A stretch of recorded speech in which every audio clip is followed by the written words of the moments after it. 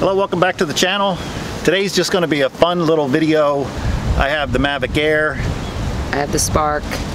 This is Melissa. I'm Ron, by the way, in case I didn't mention that, if you're new to the channel. So we're going to do a little test. Both the Mavic Air and the Spark have ActiveTrack built into them.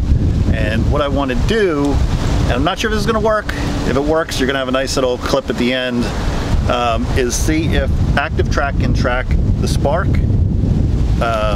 and vice versa. So I want to see if the Spark can track the Mavic Air can track the Spark with ActiveTrack. And we're going to do a straight shot right down this path here, and we'll wait till any bikers or anybody clear. But I just want to see if this is going to work. So let's see what happens. So if I crash this down this path, it's like not. Yeah, Melissa doesn't have a lot of experience flying the Spark yet, so I have a lot of confidence in her. She's not going to send it down into the river over here on that side, or there's another body of water over on this side. So if she can get a straight shot, when this is all said and done, we'll still have 2 drones when we're done.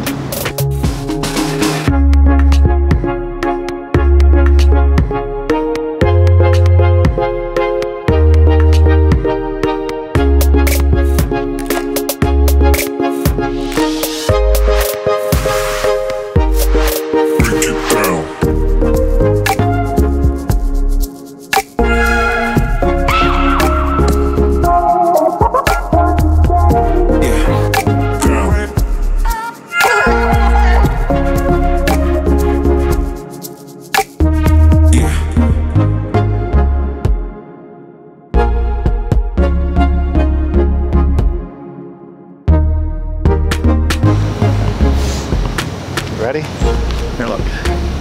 I don't know what she's doing.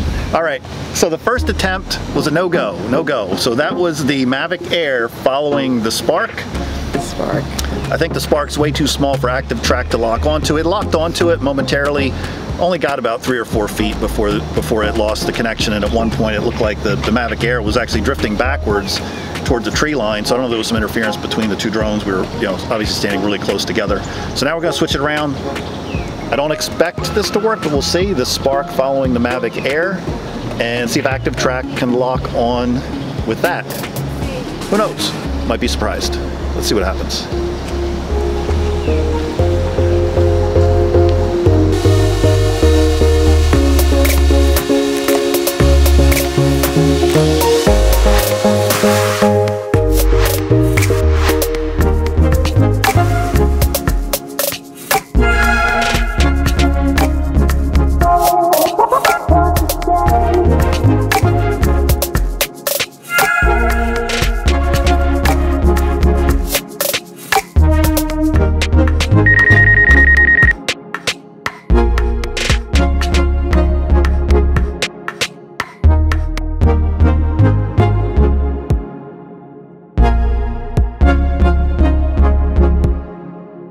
All right, so that time we had the Spark following the Mavic Air, right? Yeah. Yeah. No go.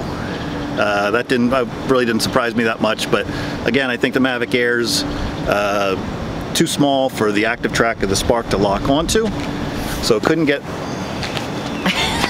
What was that? So we couldn't get that to take either. So this time we're going to try. I'm just going to try to manually navigate down the path to get some footage of the Mavic Air tracking the Spark down the path and just see how that looks, right? Yeah, if I could fly it straight, we're good. So far we haven't lost either drone, although we have been getting some interference because the 2 drones are real close to one another, where the Spark just wasn't even responding to the controller. So I've seen that happen before. If you're standing really close to somebody else with another controller, with another drone, you may run into that problem. So just something to be aware of.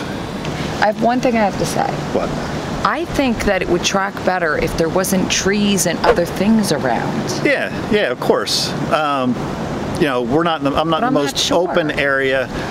We got trees on the left and the right. I got water on both sides of me as well, but it is a nice straight path straight down there. Yeah. But I'll be honest with you, the ActiveTrack, whether you're using the Mavic Air or the Spark, both of these are too small to track one another. It's just not going to happen. And additionally, with the ActiveTrack, you have to be at least 8 feet off the ground when you're tracking another object. And like I said, we're pretty close to the ground and trying to do this on a nice straight path. The wind's blowing things a little bit, but you're gonna have a really hard time if you were trying to track 2 drones when you're higher up in the air. So this was a good kind of field test to see if I could get it to work. And I've actually seen a couple videos online where the guys pretty much had the same experience I had, but you know, I kind of thought maybe I could get it to work. I don't know why, but I did. Call it a little overconfidence. But yeah, there's too small to track. But Melissa did good. We didn't lose either drone. Like I said, I got 2 bodies of water on either side of us. So if you found this information helpful, give it a big thumbs up. And don't forget to subscribe, ring that bell, ding ding. And until next time, happy flying.